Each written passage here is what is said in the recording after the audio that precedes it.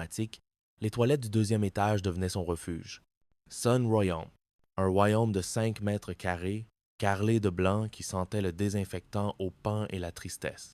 Cela faisait une semaine qu'il dormait là, dans un sac de couchage déniché dans une poubelle, la tête posée sur un rouleau de papier toilette en guise d'oreiller.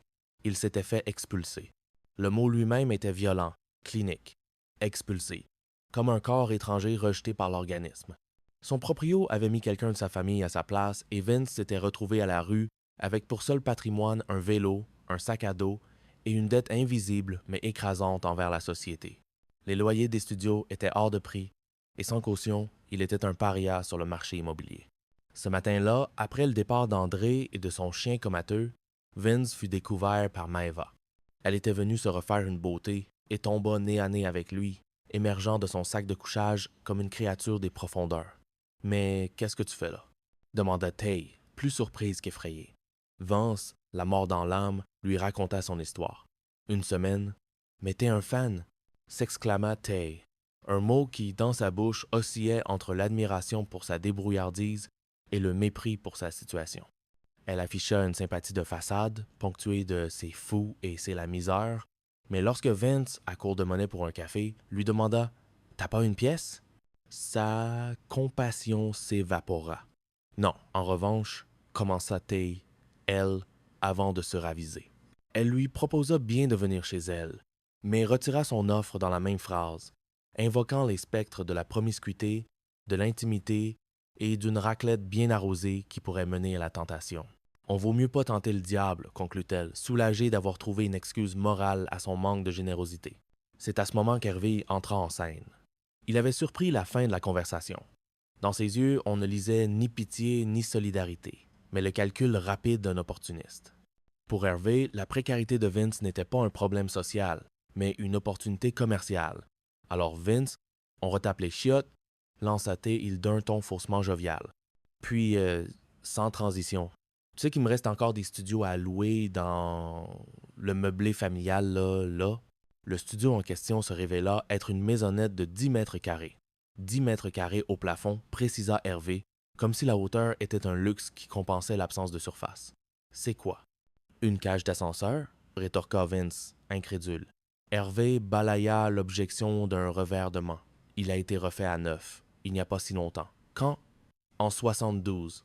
Le conflit entre Vince et Hervé qui s'ensuivit fut une lutte des classes en miniature, une satire cruelle de la mentalité du petit propriétaire français. Hervé, le délégué syndical, le défenseur de la veuve et de l'orphelin, se transforma en un propriétaire impitoyable dès qu'il s'agit de son propre patrimoine. Il justifiait son avidité par des platitudes sur les difficultés d'être bailleur. Tu sais, c'est pas facile d'être propriétaire aujourd'hui, hein? Le prix fut le point culminant de cette farce tragique. « Je te fais un prix d'amis, » annonça Hervé avec une solennité feinte. 400 €, toutes charges comprises. 400 €? T'as pas un prix d'ennemi plutôt? Bon, attends, on n'a jamais été très proche non plus, hein? Allez, 399. Vince refusa, arguant qu'il était mieux logé gratuitement dans les toilettes, avec une super vue et sans escalier à descendre. Hervé, vexé, lui lança un « Ah ben, va chier alors !» Mais il revint à la charge quelques minutes plus tard avec une nouvelle arme. Le chantage. Vince, au sujet de notre petite affaire. J'ai parlé à Jean-Guy de ton camping dans les shots. Il n'a pas apprécié, hein? Le visage de Vince se décomposa. Jean-Guy était leur chef de service. Être exposé ainsi, c'était l'humiliation suprême. « T'es un salaud !» murmura Vince. « Non, dis pas ça !» répondit Hervé, faussement blessé. « Je lui ai aussi parlé de ta situation de précarité. Il a été très compréhensif, il a décidé de m'augmenter de 100 € par mois. Le piège était diabolique. Hervé avait transformé la situation en un problème pour l'entreprise. Et la solution de Jean-Guy était de pénaliser Hervé, qui à son tour répercutait la perte sur Vince. Alors, c'est toujours 350, hein? Non, attends, avec l'augmentation. Ce sera 400. Tu le prends ou pas? Sinon, je trouverai un autre crevard à plumer. Vaincu, humilié, Vince accepta. Le chapitre se termina sur une image poignante. Vince, seul dans le couloir, tenant dans sa main la clé d'une cage à poules de 10 mètres carrés, rénovée en 1972. Il venait d'échanger sa liberté précaire contre une servitude locative. Il avait un toit, mais il avait perdu bien plus. Il venait de comprendre que dans ce monde, même la pitié avait un prix. Et il était exorbitant. Partie 2. Mardi. L'art de la guerre commerciale et numérique. Chapitre 3. La prune et le contrat. Le mardi matin, Jean-Claude Convenant se prépara pour la bataille. Sa journée ne se mesurait pas en heures de travail, mais en dossiers à closer, en clients à dérider et en contrats à arracher. Avant de partir, il eut une brève mais intense confrontation avec Jean-Guy au sujet de sa dernière note de frais. « Dites-moi, Convenant, » commença Jean-Guy, brandissant une feuille de calcul comme une arme. « La comptabilité m'a fait parvenir une liste détaillée de vos frais de bouche. Vous ne vous mouchez pas du coude, hein? » Jean-Claude sourit, imperturbable. « Oui, Jean-Guy, mais c'est pas avec une formule bistrot qu'on déride un client, surtout si ça sent la signature au bout du calva, voire de la prune pour les plus coriaces. » Cette conversation était le prélude à sa mission du jour. Un déjeuner d'affaires avec un certain Beauvier, un client potentiel réputé pour être aussi difficile à convaincre qu'un coffre-fort. Le restaurant choisi par Jean-Claude était un temple de la cuisine française traditionnelle et de l'addition stratosphérique. L'atmosphère y était lourde, les serveurs guindés, et le vin si cher qu'on aurait pu acheter un vignoble pour le prix d'une bouteille. Le déjeuner fut une démonstration magistrale de l'art de la vente selon Jean-Claude, une technique qui tenait moins du marketing que de la guerre de tranchées psychologique. Il commença par une phase d'observation, jaugeant son adversaire. Beauvier était un homme taciturne, qui répondait aux questions par des grognements et regardait son assiette avec la méfiance d'un démineur. Jean-Claude passa alors à l'offensive. Il déploya son arsenal de blagues graveleuses, de flatteries hontées et de fausses camaraderies. Il parla de chasses, de voitures, de femmes, créant un simulacre de complicité virile. Mais Beauvier restait de marbre. Il a gardé sa caisse pendant tout le repas, se plaindrait plus tard Jean-Claude à Jean-Guy. C'est au moment du digestif que la bataille entra dans sa phase décisive. « Faites parler la prune », lui avait ordonné Jean-Guy.